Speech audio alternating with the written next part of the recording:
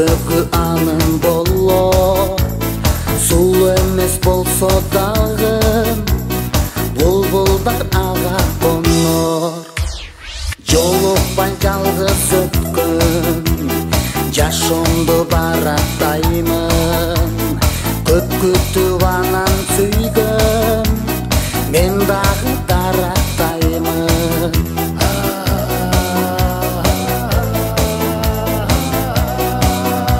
Мугалим кызга дайым арналайын Ыр болуп жазылайын Гүл болуп ачылайын Чачыңа тагылайын Өмүрлүк жолдош болуп Өзүңө багынайын Мектептен келеримди мен күтүп сагынайын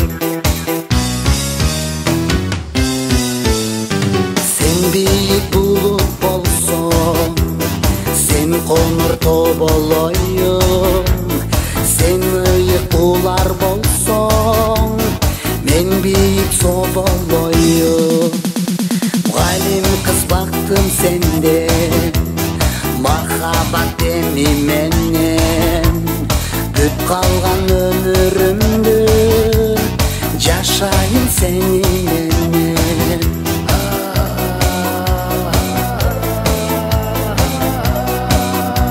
Мугалим кызга дайым арналайын Ыр болуп жазылайын Гүл болуп ачылайын Чачыңа тагылайын Өмүрлүк жолдош болуп Өзүңө багынайын Мектептен келеримди мен күтүп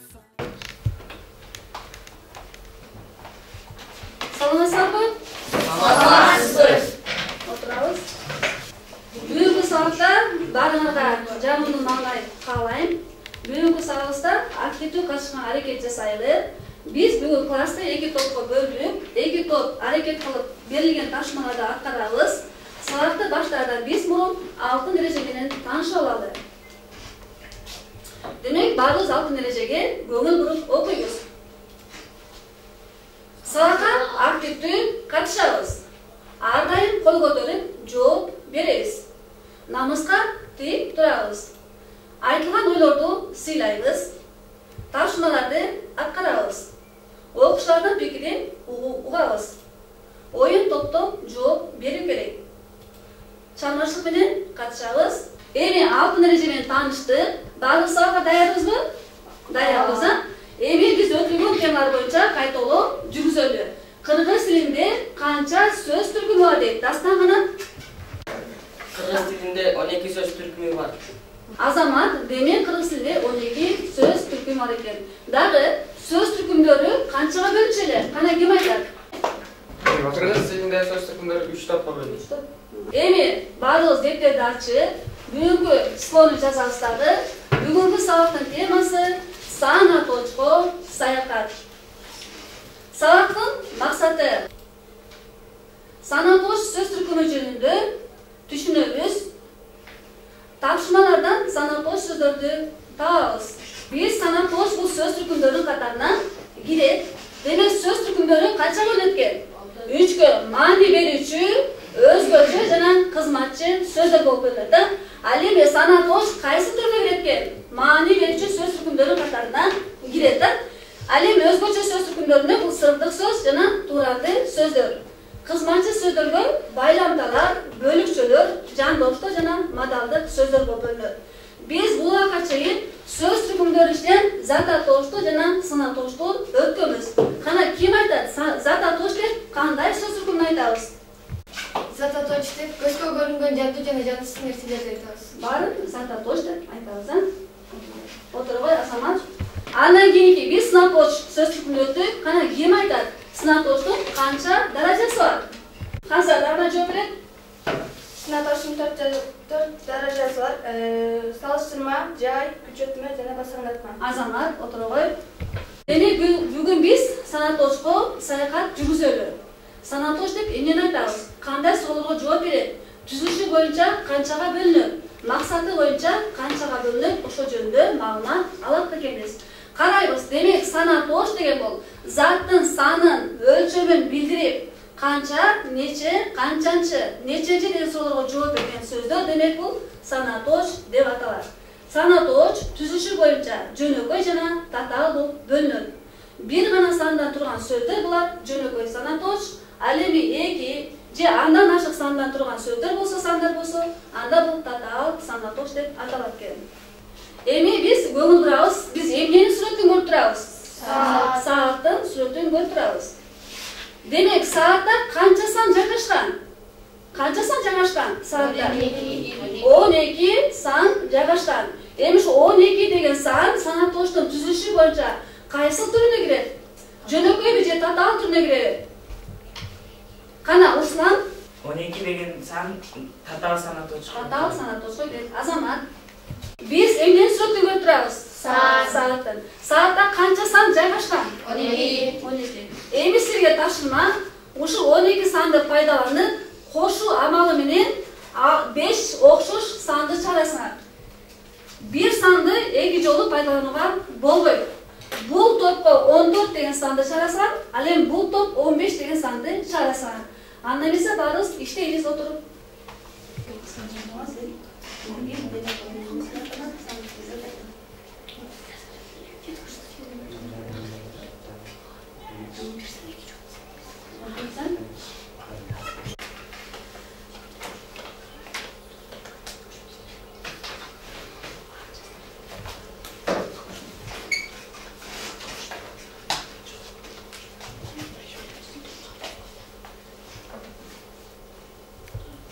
Анда эмесе даяр болсо, бул командадан Арген кол көтөрүп, кана 5 сан чыкты, кана айтып бересиз. Кана Арген 9 кошулган 6 барабар 15, 10 кошулган 5 барабар 15, 12 кошулган 3 барабар 15, 11 кошулган 4 барабар 15, 7 кошулган 8 барабар 15. Асамат, отура кой. Ал эми бул топту ким аткарды?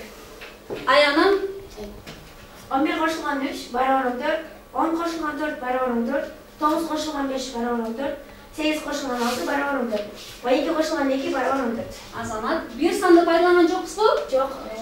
Отура. Эми мен силерге жумук айтып берейин. Илгери өткөн заманда бир багбан киши болгон экен. Ал өз багына көптөгөн дарактарды тегиптир. Алардын ичинен алма дарагын өзгөчө жакшы көргөн экен. Ага ат коюну туура көрүп, мөмөлөрдүн саны көп болсун деп, ага сана тош деген ысым берет экен. Сана тош дарагы өзүнөн 6 бутак чыгарып, аябай чоңоюптур. Багбан сана тош дарагынын ар бир бутагынын нөмөсүн эсептегиси келип, ойлонуп, биринчи бутагынан эсептик, экинчисине иреттик, үчүнчүсүнө жамдама, чамалама, топ сан, бөлчөк сан деп ысым коюптур. Демек, сана тош мааниси боюнча 6га бөлүнөт экен. Биринчи эсептик сана тош, иреттик сана тош, жамдама сана тош, чамалама сана тош, топ сан жана бөлчөк сан болуп бөлүнөт экен. Эми дагы кийинки оюн ойнойлу, эс алалы, кана баарыбыз көңүл бурабыз. Бул жерден эмнени көрүп турабыз? Кутуча. Эми карала. Ушул кутучадан сыйкылдуу көпөлөктөр учуп чыгат экен. Сыйкылдуу көпөлөктөр ар бир топко 2ден суроо даярдап коюптур. Анда эмесе ошол көпөлөктөрдүн суроолоруна жооп бергенге аракет жасайлы. Бул топко угабыз тыңшап суроону.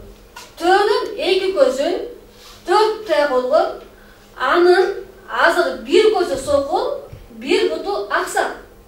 Төөнүн канча көзү, канча туягы бүтүн. Кана суроолорго жооп бергенге аракет жасайбыз. Анда эмесе суроого Рамис жооп берет. Төөнүн бир көзү 4 туягы бүтүн. Азамат отуруп. Кийинки топко суроо. Столдун үстүндө 3 шалгам, 4 алма турат. Бала келип бир алманы алды. Столдо канча жемиш калды? Stolun üstünde 3 yemiş kaldı. Азамат отурабыз. Кийинки экинчи суроо, көңүл бурабыз. 8 балапанда канча канат бар? Бул топко минус 5ке 5ти кошсок канча болот? Анда гана Наргиз жооп берели. 8 бал атканда 16 канат бар. Азамат отургай. Кандай анда Баяна жооп берет экен? -5ке 5-ти кошкондо 0 болот. Азамат отургай.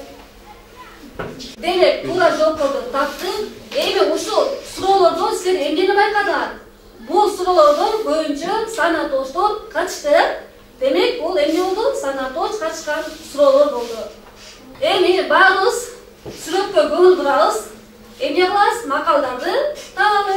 Сүрөт боюнча макалдарды табат экенбиз. Ким даяр? Кана Айдана жооп берет анда. Билеги күчтүү бири чыгат, билими күчтүү бири чыгат. Азамат туура отургай. Кийинки макалды карайсыздар, топконго аракет жасайбыз. Кана анда Руслан жооп берет экен. Кет өлчөп тиркес. Азамат туура жооп туура экен. Дагы кийинки макалды тапканга аракет жасайбыз кана. Кана Дастан жооп берет экен. Айдаганын бешечки ишканын баштырат. Эми кийинки макалды бул топ жооп берет. Кана андан эсен Нурмухамед жооп берет экен. Жигитке жетимишүүлөр аздыкпы? Азамат отургай.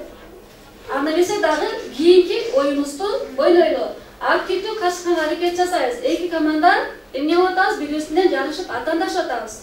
Кийинки табышмакка көңүл буруп, активдүү качканга аракет жасайлар эки топтук. Биринчи табышмаңды бул топко берели. Баарыбыз көңүл буруп угабыз. Бир чоң терек бар. Анын 12 бутагы бар. Ар бир бутагында 30дан жалбырагы бар. Бул эмне?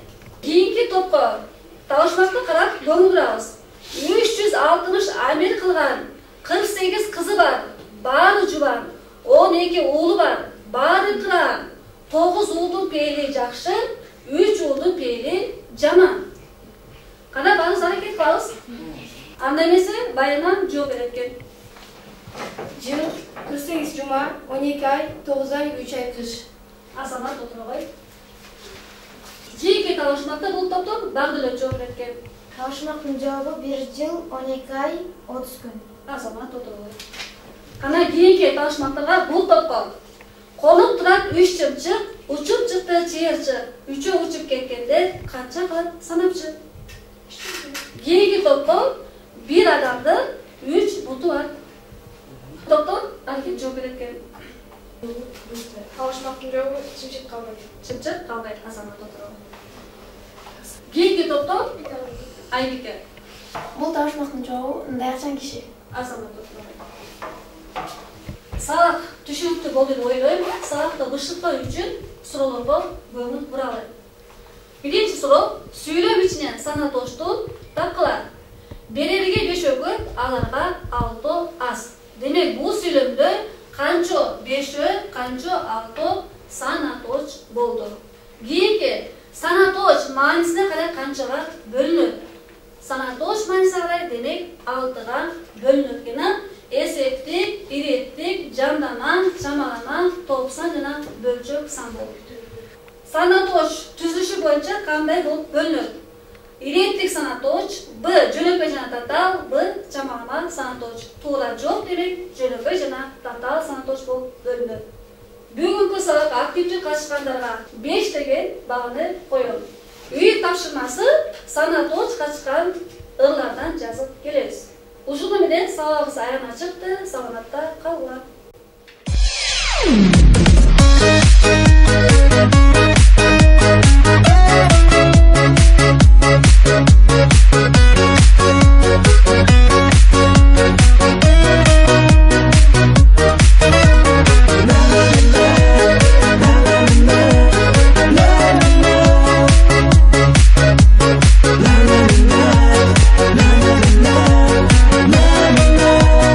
Zamanbap.net тартуулы жактырдым сизди мугалимече, көргөнү келем сизди мектепке.